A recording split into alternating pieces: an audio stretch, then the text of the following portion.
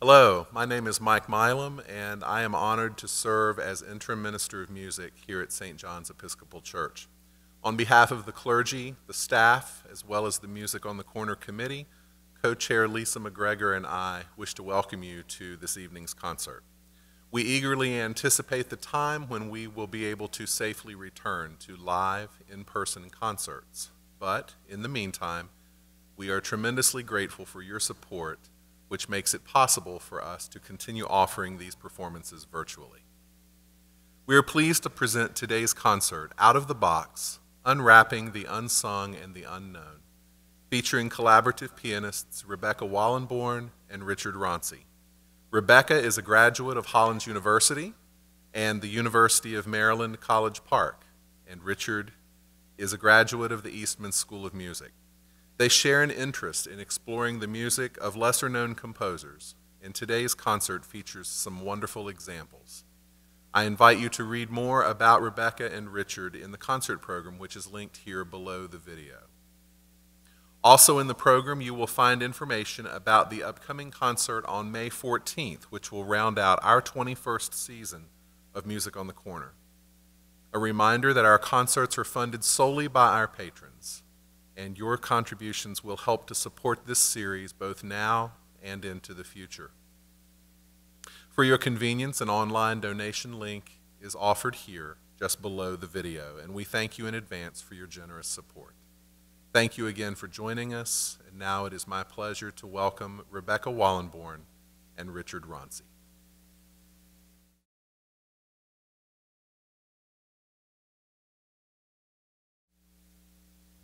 Good evening. Our program tonight is entitled Out of the Box, Unwrapping the Unsung and the Unknown. Boxes hold a particular fascination and obligation for both Richard and me. We have in our possession many boxes of piano ensemble music we have collected, studied, and performed together, and with previous partners over 3 decades. One never knows what treasures we may unearth as we sort through all these scores dating from 17th century composers to current composers who compose and arrange for 2 pianos. One fact is glaringly obvious. Very few works by female composers were included in any of our boxes. Intrigued by this fact, we set out to learn more. Where are these women and who are they?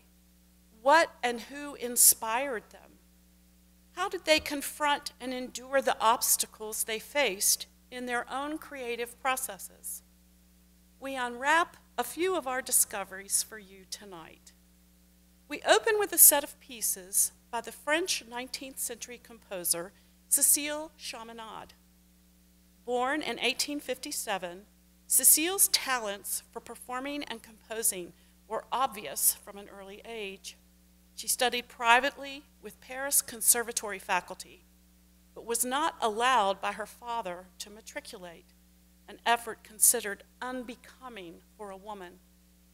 Her works are diverse, though she herself often leaned towards the more intimate expressions of character pieces, many inspired by nature.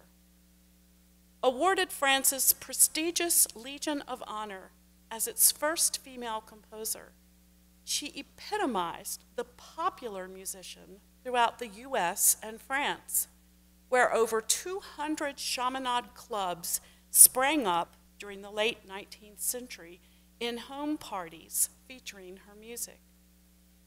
This very response led critics to slur her music as salon music, a verdict implying the music itself is superficial and artistically empty. A vile example of this criticism and of the perspectives toward women in general during this time is illustrated by a critique found in the New York Evening Post of a performance she gave in Carnegie Hall.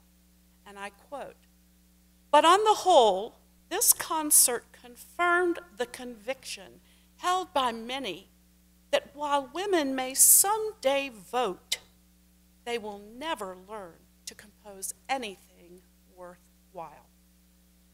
We wholeheartedly disagree.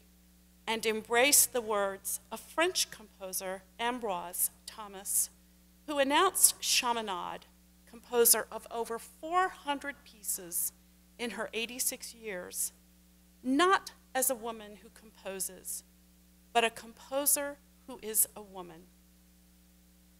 Tonight we feature two of her pieces, both written a year apart, the Opus 79 two-movement suite called Le Matin and Le Soir, morning and evening, and the brilliant and festive Opus 73, Valse Carnivalesque, originally composed for orchestra and then happily shared in settings for piano solo, duet, duo, and violin and piano.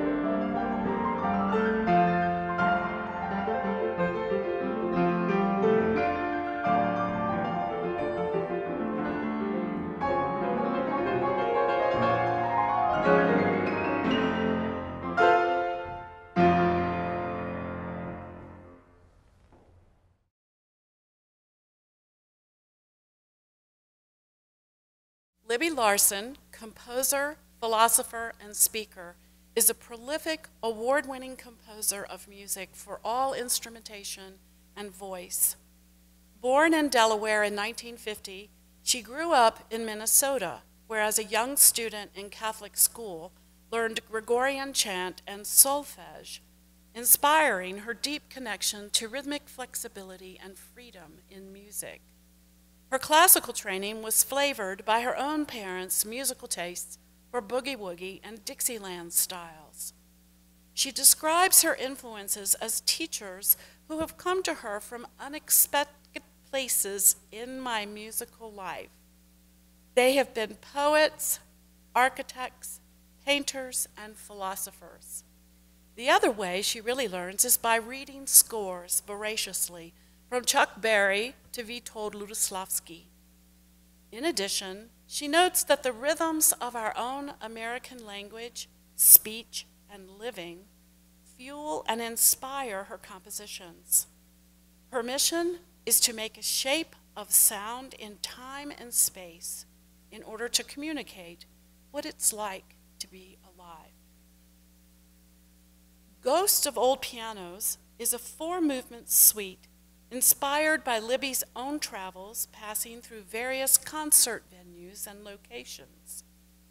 We read in her own program notes how she notices veteran keyboard instruments, old pianos, organs, electric keyboards, all of which had years of service on them, and like old pets, were now resting in nooks and crannies out of the way of traffic. Something about the patina of dust, the surfaces distressed from years of service to performers, the pedals burnished and often worn through, the keys often worn down in the octaves around middle C, made her fall in love with them so much that she's been collecting them in her mind for over 20 years. She draws on 4 of these beloved old pals to compose the following pieces: an 1897 Steinway Grand in a Pennsylvania hotel, an 1851 Emerson Square pianoforte in a theater hotel in California, a 1907-08 cable upright in a church basement in Chicago, and a 1915 B.H. Jansen upright in New York. The Haunting of May Yohe, which features the Steinway Grand in the Bethlehem Hotel in Pennsylvania, tells us about the daughter of the managers of the Bethlehem Hotel, Mary, or as she was nicknamed, May Yohe.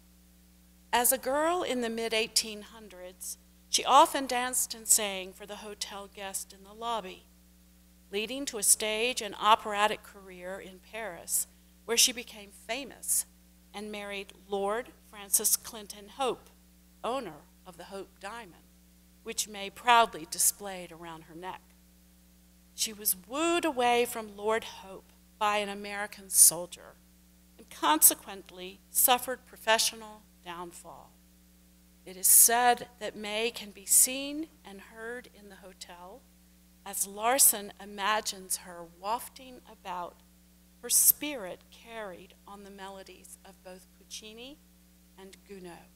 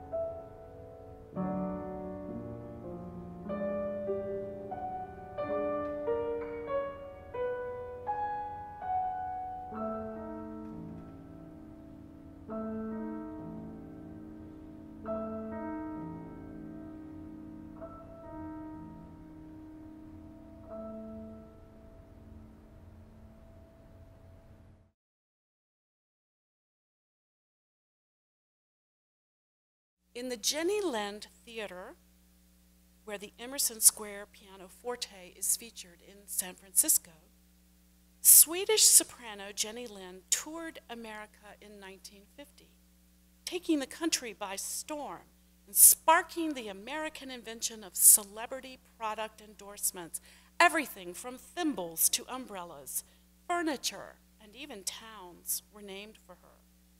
In San Francisco, an enterprising businessman opened the Jenny Lind Theater and Hotel, which provided good music, good food, and company, and sadly burned to the ground in the Great Fire of 1851. Anton Wallerstein wrote a polka named for Jenny Lind, which was performed several times daily at the hotel on the prestigious Emerson piano. This movement is Larsen's arrangement of that polka, set, in her own words, in fire.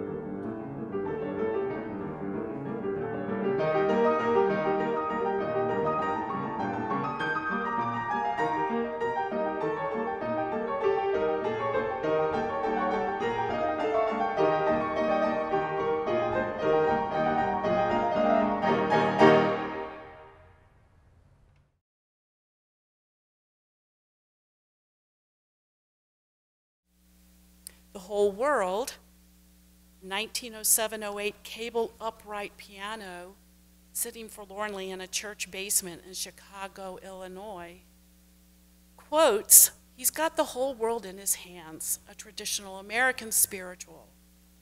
In this ghostly remembrance, Larsen wonders How many pianos in how many churches have carried this song into the air and into the hearts of people gathered there?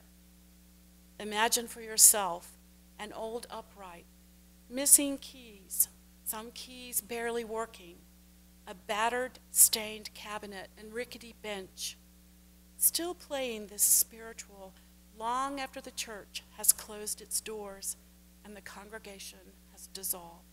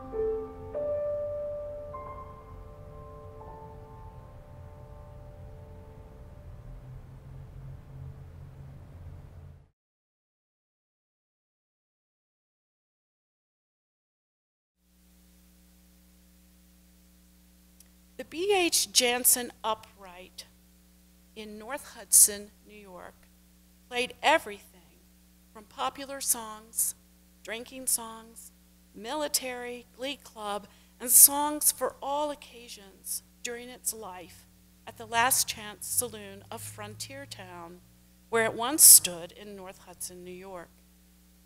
One extremely popular song at the time by composer and bass singer Eugene Cowles would have been played and sung many times over. Entitled Forgotten, the lyrics are as follows. Forgotten you? Well, if forgetting be thinking all the day how the long hours drag since you left me, days seem like years with you away. Or hearing through all the strange babble of voices, now grave, now gay, only your voice. Can this be forgetting? Yet I have forgotten, you say, or the counting each moment with longing till the time when I see you again. If this be forgetting, you're right, dear, and I'll have forgotten you.